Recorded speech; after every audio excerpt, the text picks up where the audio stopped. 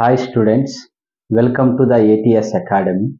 ఈరోజు మనము first year economics సబ్జెక్ట్లో నుంచి ద లా ఆఫ్ సప్లై కాన్సెప్ట్ని డిస్కస్ చేయబోతున్నాము.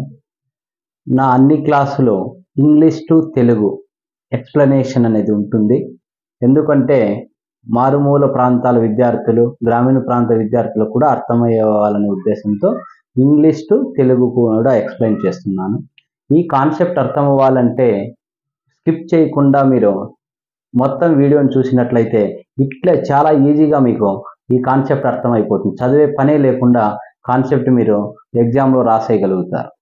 క్వశ్చన్ వచ్చి మనకి ద లా ఆఫ్ సప్లై అంటే సప్లై సూత్రమును గురించి రాయండి అని క్వశ్చన్ మనకి. The amount of A commodity that A producer is offered for sale at a particular price and particular time is called price. అంటే అర్థం ఏమిటంటే ఒక నిర్ణీత ధర వద్ద నిర్ణీత కాలంలో ఎంత పరిమాణంలో గల వస్తువులను అమ్మకపుదారుడు అమ్మడానికి సిద్ధంగా ఉన్నాడో దానిని సప్లై అని అంటాము. ఇది దీనికి అర్థం. This law explain relationship between price and quantity of demand. ఈ సూత్రం అనేది దేని గురించి వివరిస్తుంది అంటే మనకి ప్రైజ్కి మరియు క్వాంటిటీ సప్లై మధ్య రిలేషన్షిప్ను గురించి ఎక్స్ప్లెయిన్ చేస్తుంది. ప్రైజ్కి క్వాంటిటీ సప్లైకి ఏ రిలేషన్షిప్ ఉంటుందంటే పాజిటివ్ ఆర్ డైరెక్ట్ రిలేషన్షిప్ అనేది ఉంటుంది.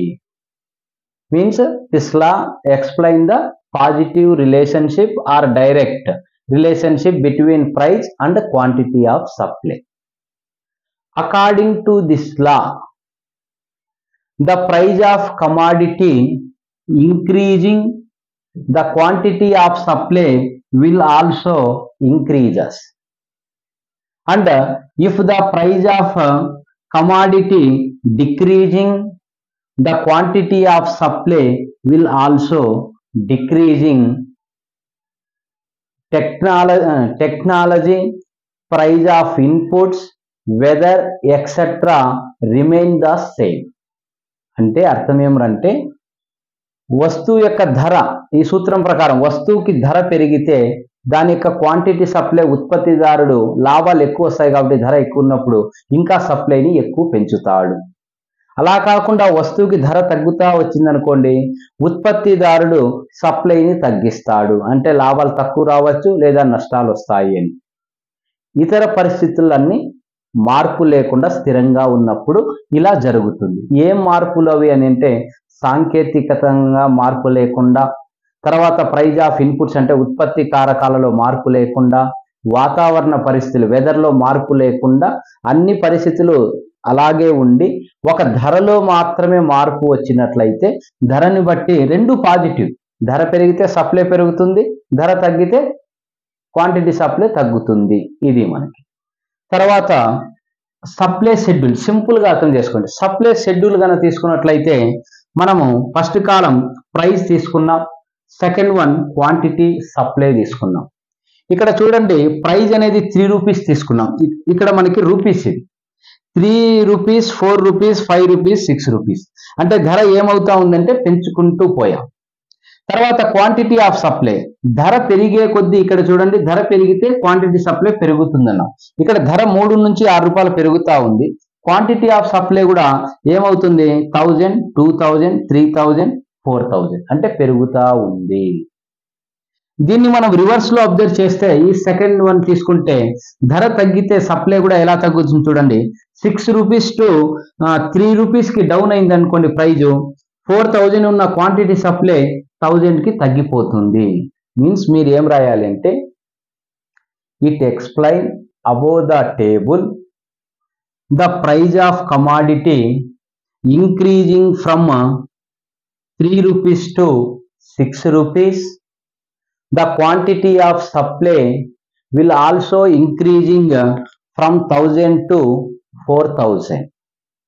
It is a positive relationship between price and quantity of demand. అంతే, simple. Next you can observe follow to the diagram or curve. ఇక్కడ మనం తీసుకుంటే y అక్షం పైన ప్రైజ్ ని తీసుకున్నాం, x అక్షం పైన క్వాంటిటీ సప్లైని తీసుకున్నాం. ఇక్కడ మనం ఏం రాస్తున్నామంటే in the above diagram quantity of supplied on x axis, price on y axis, SS is the supply curve, because supply curve upward from left to right, because the price and quantity of supply positive relationship. అంటే ఇక్కడ మనకి చూడండి, ధర పెరిగే కొద్దీ quantity of demand అనేది కూడా పెరుగుతుంది. మనం ఏం రాస్తున్నాం చెప్పింది ఇప్పుడు, ఎక్స్ అక్షం పైన క్వాంటిటీ సప్లైని, వై అక్షం పైన ప్రైస్ని, ఎస్ఎస్ అంటే సప్లై కరువు అని, అంటే అర్థం ఏమంటే పాజిటివ్ రిలేషన్షిప్ కలిగి ఉందని ధరకి మరి క్వాంటిటీ డిమాండ్ కని. ఈ డిమాండ్ రేఖ సప్లై రేఖ ఎలా వాలి ఉందంటే ఎడమ నుండి కుడికి పైకి వాలి ఉంది. అంటే సప్లై కరువు upward from left to right అని రాస్తే సరిపోతుంది. ఇది కాన్సెప్ట్, మనకి చాలా సింపుల్గా అర్థమవుతుంది. ఈ వీడియో కనుక మీకు బాగా నచ్చినట్లయితే, బాగా అర్థమైనట్లయితే, ఫస్ట్ టైం చూస్తున్నట్లయితే వెంటనే సబ్స్క్రైబ్ చేసుకోండి. ఈ వీడియో మీకు బాగా నచ్చినట్లయితే మర్చిపోకుండా లైక్ చేయండి. Thank you.